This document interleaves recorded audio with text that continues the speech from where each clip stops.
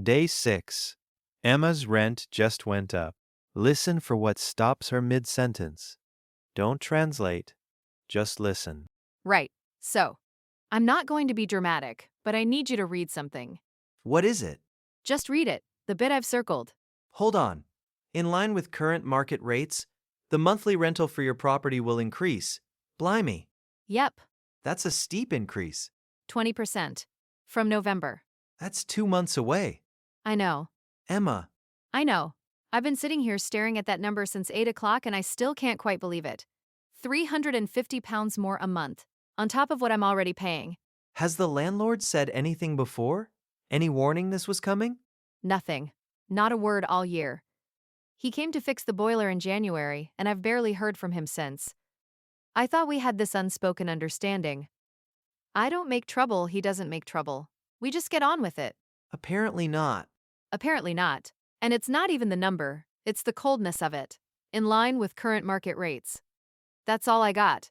3 words and a new figure at the bottom. 4 years I've been there, Jake. 4 years. Paid on time every month. Never bothered him. Fixed the little things myself rather than ring him up. And this is what I get for it. It came completely out of the blue then. Completely out of the blue. I could tell from the envelope something was coming. But I still wasn't ready for that number. Have you thought about writing back? I keep going back and forth on it. I want to. But then I think, what leverage do I actually have? He's the landlord. It's his flat. And legally, he's within his rights. I checked the rules online. 2 months' notice for a rent increase is apparently fine. Legal and fair are different things. They are. But that doesn't give me much to work with. I think it gives you more than you think. You've been there 4 years. You pay on time. You don't cause problems. He doesn't have to find someone new, deal with a void period, vet them, hope they don't trash the place. That's worth something to a landlord, even if he'd never say so in a letter. Maybe. I'd write back. Politely. Professionally. Say you've been a reliable tenant for 4 years. No issues. Always paid on time. Say the increase is steep, and you'd like to discuss it before making any decisions about your future at the property. Worst case, he says the number stands and you're no worse off than now. It's worth giving it a shot. I know you're right. I just find it genuinely hard to push back on people, even in writing. There's something about challenging someone that way, even on paper, that makes me feel like I'm doing something wrong. You're not challenging him. You're asking for a conversation. I know that, rationally. So write the letter. I will. Tonight, before I lose my nerve. My gut feeling is he won't move much. He put market rates in there deliberately. That's his way of saying the number isn't up for discussion. But I think you're right that I have to try. Maybe. Or maybe that's just a template his agent fires off to everyone in the building every autumn. Copy-paste. It might not even be a firm position until someone actually responds. I hadn't thought of it that way. Worth finding out. Yeah. Okay, but say I write and he doesn't budge, which I still think is the likely outcome. Then I'm back to 2 options, and neither of them is what I want. Stay and find the extra money somehow, or move and deal with all the chaos of starting again. Let's look at the numbers. What are you paying now? $1,400. And with the increase? $1,650. Take home a month? Around $2,800. After tax. So $1,650 is nearly 60% of your income. Just on rent. Before bills, food, transport, anything else. When you say it out loud, it sounds worse. It is worse when you say it out loud. Could you stretch to it if you cut back in other places? I've been running the numbers this morning. With a cold coffee and a spreadsheet, which is not how I wanted to spend my day. And technically, yes, I could stretch to it. Just barely. If I cut out basically everything that isn't essential. No eating out, no trips, no cushion for anything unexpected. It works on paper. But not in practice. Not in practice. The thing that scares me most isn't even the daily tightness. It's that I'd be one bad expense away from falling behind on rent. A dentist bill, a broken phone, anything, and then I'm scrambling and stressed, and the whole thing starts to unravel. So you'd be making ends meet, just about, with absolutely nothing left for when something goes wrong. Exactly. I've been in that situation before and it was miserable. Okay, so finding somewhere else. I spent an hour on the property sites last night, just to see what was out there. And The market is awful.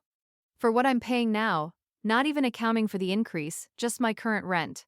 I'd be looking at something much smaller, much further out, or both. And the whole prospect of that is exhausting before I've even started. All the viewings, the admin, the references, the packing, after 4 years of stuff. And then there's the deposit on top of everything. You'd need to put down a deposit on a new place. At least 6 weeks, probably 2 months upfront. I've got savings, enough. But spending them on a deposit for somewhere I'm not even sure I want to be in feels awful. Those savings are my safety net. The feeling of having money there if something really goes wrong. And you'd wipe them out on a flat you might not even like. Right. Go through all of that disruption, spend all of that, and possibly end up somewhere worse. So basically, stay and barely make ends meet, or move and lose my savings and gain nothing certain. Both options are rubbish. What if there was a third? Go on. I'm going to say something and I don't need you to respond straight away. Just let it land. Now I'm nervous. Don't be. So, Mia is moving out. Wait, what? Mia, my flatmate, she's moving in with her boyfriend. End of next month. I didn't know that. It only just got confirmed. She told me last week. And I've been trying to think through what to do about the room. Whether to advertise it, find a stranger, all of that. And then you rang and said the letter was bad. And I thought, I should mention this. Okay. And, And you need somewhere to live, potentially. And the room is there. Jake, What? are you offering me the room? I'm floating it. There's a difference. What is the difference? An offer has terms. A float is just, here's a thing that exists. What do you make of it? I genuinely wasn't expecting that. You caught me completely off guard. I could tell. Your face did something I've not seen before. I'm still doing it. Okay. Practical question. What's your rent? Total? $15.50 a month. And if we split it? $7.75 each. And we'd split the bills on top. Utilities between two people come out to maybe $60 or $70 each. So you'd be looking at around $840, $850 all in. Jake, that's $600 less than what I'd be paying with the increase. I know. It's significantly less than what I'm paying right now, even without the increase. I know. I'm trying to be calm about this. Internally, I've already done several laps of the room. Ha. Noted. Okay, right. You and me. Living together. Yeah. We've been friends for how long now? Nearly 7 years. Nearly 7 years, and we have never lived together. Not an accident. It just never came up. But there is a reason people say you shouldn't do it. With close friends. There's a thing people say. There is definitely a thing people say. Because you don't really know someone until you're living with them. You know their going out habits, their holiday habits, how they are at restaurants. But the daily stuff, the bathroom schedule, the dishes, who takes the bins out, who turns the heating up without telling anyone, that's a completely different picture. We've stayed at each other's places, though. Done trips together. We're not going in completely blind. Staying over a few times is not the same as living there. 3 days in Lisbon is not the same as every single morning and evening and weekend in the same flat. Indefinitely, with nowhere to retreat to. Fair point. And what if we get on each other's nerves? Because at some point something will bother one of us. That's not pessimism, that's just reality. You live with anyone long enough and something grates. And then what? Then we say something. While it's still small. That's easier to say now than to actually do at 11 at night. When you're tired and you've just found the kitchen in a state, and you don't want a conversation, you just want the kitchen to be clean. You either have it when it's small or you have it when it's big. Those are the only two options. I know which one goes better. I wonder sometimes whether I'm actually good at the small ones. The big conversations, the real things, I'm fine with those. But the small daily frictions, I tend to just leave them, say nothing, not want to make a fuss. And then it builds. I do the same, honestly. With Mia, there were things I let go on longer than I should have. Small stuff. By the time I thought about saying anything, it was already slightly awkward to bring up. So we both need to get better at that. We'd have to agree to try. That's all you can ever do. Can I ask you something honestly? Yeah. Do you actually want this? Not just Emma's a convenient solution to a room problem, but genuinely want it. Want to live with me. Yeah. I've thought about it properly, not just as a logistics problem. And I think it could be genuinely good. You're one of very few people I can imagine sharing a flat with without it becoming complicated. The fact that we already know each other properly is an advantage, not a risk. Or it can be. That's the most warmly worded flatmate pitch I've ever received. I meant it as an honest answer. I know you did. Right. Tell me about the room. Properly. Double bed already in there, built-in wardrobe, decent size, not just a cupboard. It faces the back of the building so it's quiet. East facing so you get morning light. Not loads, but enough. And the bathroom? Just the one? Just the one. That's the main shared part. But Mia and I never had any trouble. She showers in the morning. I tend to bathe in the evenings. So we never clashed. You're a morning shower person. I am. That might actually work out fine. The kitchen is a decent size. You can both be cooking at the same time without getting on top of each other. I specifically looked for that when I took the place. Storage we just divided informally.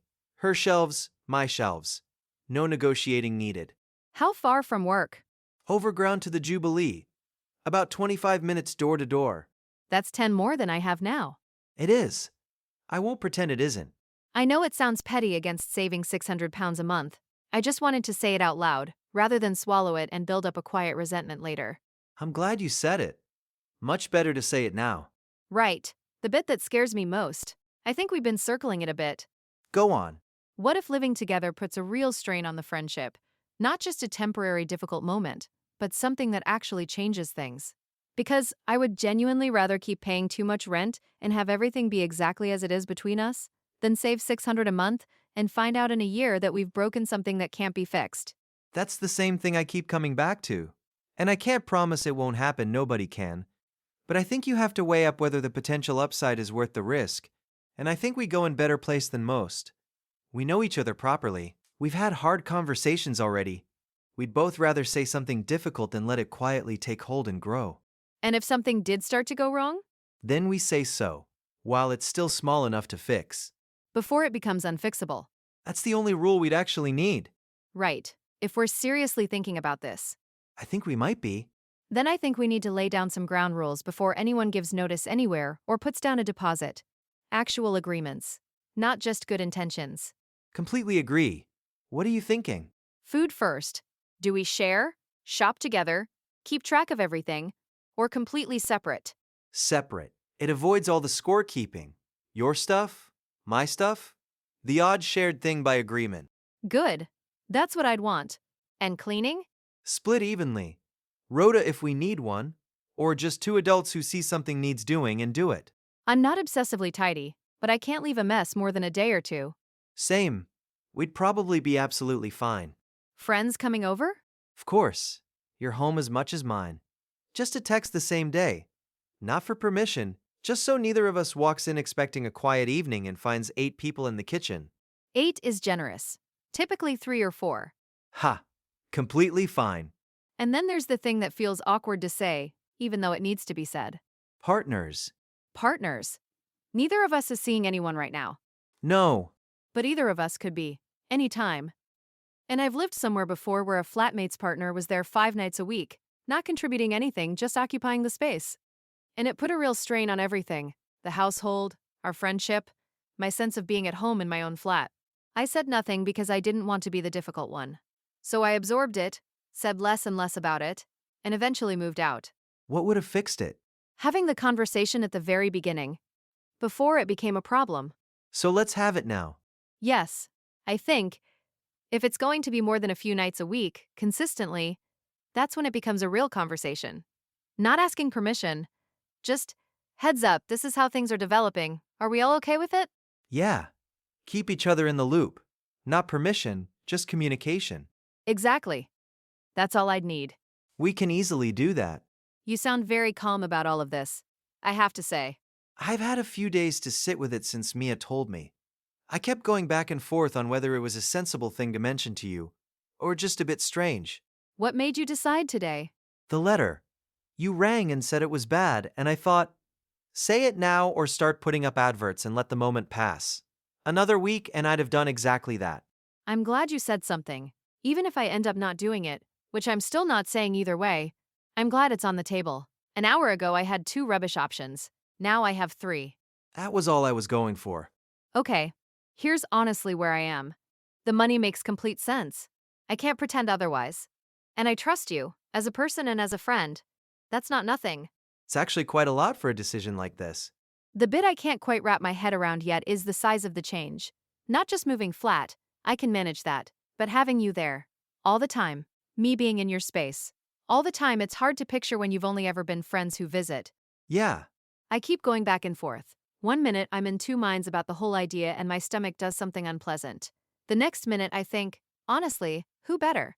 If I'm going to live with anyone, who better than someone I already trust this much? that's exactly where I landed when I thought it through properly. But I'd need to stand in the room. Come Saturday. 10? 10 is perfect. And we don't decide anything today.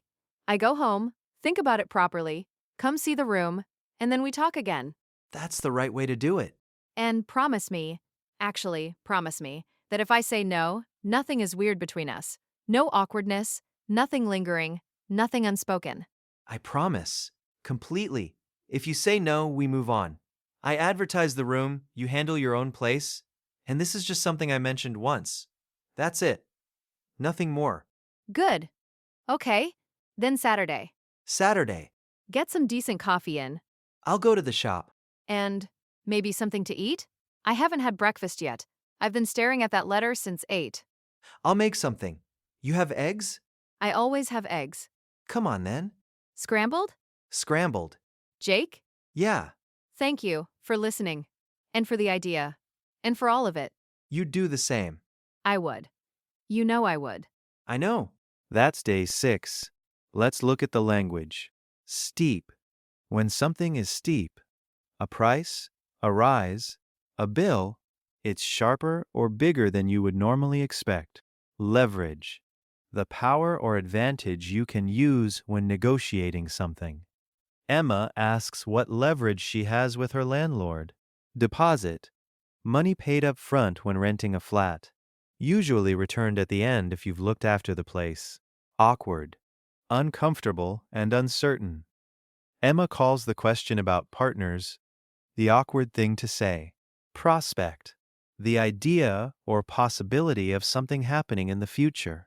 The prospect of moving felt exhausting. Out of the blue. Completely unexpected, with no warning at all. The letter came out of the blue. Push back on. To resist or challenge someone's position. Emma finds it hard to push back on her landlord. Run the numbers. To calculate all your costs carefully before making a decision. Make ends meet. To have just enough money to cover your basic costs, with nothing left over. Gut feeling. An instinctive sense about something, based on feeling, not analysis. Void period. In housing, the gap between one tenant leaving and a new one arriving, the flat sits empty, earning nothing. Get on each other's nerves. To gradually irritate or bother someone through everyday contact. Weigh up. To think carefully about all your options before deciding. Put a strain on. To add pressure or stress to something. Living together could put a strain on the friendship. Wrap your head around. To mentally process something complicated or surprising. In two minds. Unable to decide, you can see the case for both sides equally. Lay down some ground rules. To agree on the basic terms before you start, so everyone knows where they stand. Split the bills. To share the cost of household expenses equally between flatmates. Give notice. To formally tell a landlord you are leaving, Emma would need to give notice at her current place. Fall behind on. To fail to keep up with regular payments or commitments. Stretch to. To just manage to afford something, often at the very edge of your budget. Give it a shot. To try something even when you are not completely certain about it. See you in day 7.